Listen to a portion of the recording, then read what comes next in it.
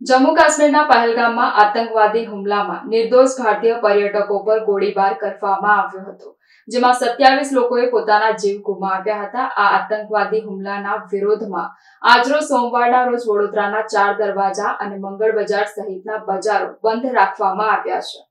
22 એપ્રિલના રોજ જમ્મુ કાશ્મીરના પહેલગામમાં થયેલા આતંકવાદી હુમલામાં વિરોધમાં આજે 28 એપ્રિલને સોમવારના રોજ વડોદરાના 4 દરવાજા અને મંગળ બજાર સહિતના બજારો આજે જડબેસલાક બંધ રહ્યા છે। અહીં વેપારીઓએ પાકિસ્તાન હાય હાયના નારા લગાવ્યા હતા અને પાકિસ્તાનને દુનિયાના નકશામાંથી હટાવી દેવાની માંગ કરી છે। વડોદરા શહેરના મંગળ બજાર, પૂર્વ વિભાગ, પશ્ચિમ વિભાગ, વાસણ બજાર, મુનસી ખાચા, કલા મંદિર ખાચા, પદ્માવતી શોપિંગ સેન્ટર, 4 દરવાજા, લારી પથારા એસોસિએશન અને જૂના વડોદરાના આસપાસના તમામ દુકાનદારો દ્વારા સ્વેચ્છાએ બજારો બંધ રાખવામાં આવ્યા છે। આતંકી હુમલામાં માર્યા ગયેલા નાગરિકોને શ્રદ્ધાંજલિ અર્પણ કરવામાં આવી છે। મંગળ બજારની બહાર વેપારીઓ દ્વારા મૃતકોના ફોટા સાથે તમામ મૃતકોને શ્રદ્ધાંજલિ આપવામાં આવી હતી। પહેલગામ હુમલાના વિરોધમાં આજે મંગળ બજાર, પદ્માવતી વેપારી એસોસિએશનને બંધનું એલાન આપ્યું છે। આ ઘટનાને કેવી રીતે જોઈ રહ્યા છો? કેટલી દુઃખદ ઘટના છે આ બહુ દુઃખદ ઘટના છે।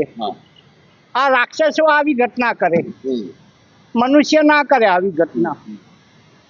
આના માટે વેપારીઓએ બંધનું એલાન આપ્યું છે।